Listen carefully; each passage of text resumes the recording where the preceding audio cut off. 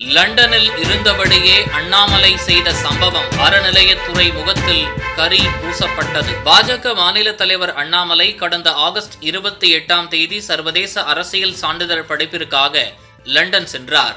அவர் சென்ற பிறகு கட்சியின் அன்றாட நடவடிக்கைகளை மேற்கொள்ள மூத்த தலைவர் ராஜா தலைமையில் ஒருங்கிணைப்பு குழு உருவாக்கப்பட்டு கட்சி பணிகள் நடந்து வருகிறது.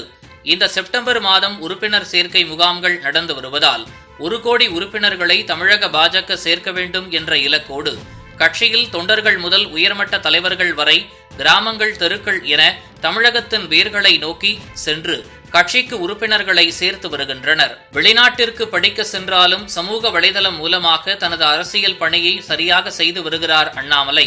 அமெரிக்காவில் ராகுல் செய்து வரும் சேட்டைகளுக்கு பதிலடி தருவது, காங்கிரஸ் கொண்டு வந்த கல்விக் கொள்கைதான் இந்தியை திணித்தது, ஆனால் தற்போதுள்ள கல்விக் கொள்கை இந்தியை கட்டாய பாடம் ஆக்கவில்லை என தொடர்ந்து அரசியல் கருத்துக்களையும் பதிவு செய்து வருகிறார்.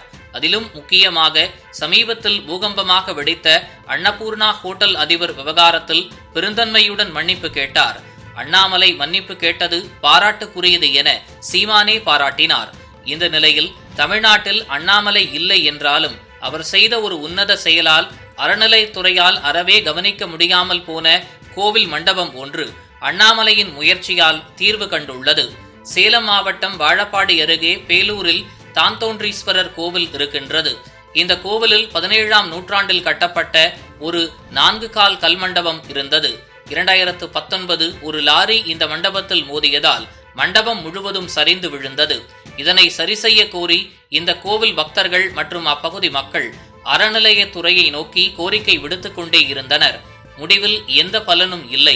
ஆனால் கடந்த ஆண்டு என் மண் என் மக்கள் யாத்திரையின் போது அப்பகுதிக்கு வந்த அண்ணாமலை கோவிலுக்கு சென்று தரிசனத்தை மேற்கொண்டுள்ளார். அப்பொழுது பக்தர்கள் மற்றும் அப்பகுதி மக்கள் கோவிலின் மண்டபத்தின் அவல நிலை குறித்து எடுத்துரைத்திருக்கின்றனர். ஆனால் சரி செய்ய முயற்சி எடுக்கிறேன் என்று வாக்குறுதியும் கொடுத்துவிட்டு சென்ற அண்ணாமலை அவரது முயற்சியால் கோவையை சேர்ந்த சிவகுமார் மற்றும் ஸ்ரீதர் என்பவர்கள் மண்டபத்தை கட்ட முன்வந்துள்ளனர். தற்போது 15 லட்சம் ரூபாய் செலவில் மண்டபம் கட்ட முடிவு செய்யப்பட்டு பூமி பூஜையும் நடந்தேறி இருக்கிறது. தமிழகத்தில் இது போன்ற பல கோவில்கள் இருக்கின்றது. கோவில்களின் கட்டிடங்களுக்கு ஏற்படும் பிரச்சனைகளை அந்தந்த பகுதி மக்களோ, தன்னார்வலர்களோ மற்றும் ஆன்மீக சேவை செய்யும் அமைப்புகளோ முன்வந்து பொருள் செலவு செய்து சரி செய்வர். ஆனால் கோவிலுக்கு கும்பாபிஷேகம் நடக்கும் பொழுது ஒட்டுமொத்தமாக அறநிலையத்துறை ஸ்டிக்கர் அடித்துவிடும். கோவில்களுக்கு தேவைப்படும் பணிகளை செய்யாமல் இருக்கும் அறநிலையத்துறை இந்து கோவில்களை விட்டு வெளியேற வேண்டும் என இந்து மத ஆர்வலர்கள் கருத்து கூறி வருகின்றனர். இதுபோன்று முக்கிய நிகழ்வுகள், அரசியல் தகவல்களை ஆழமாகவும் மாறுபட்ட கோணத்திலும் அறிந்து கொள்ள மறக்காமல் உங்கள் IND தமிழ் 24x7 பக்கத்தை பின்பற்றிக் கொள்ளவும்.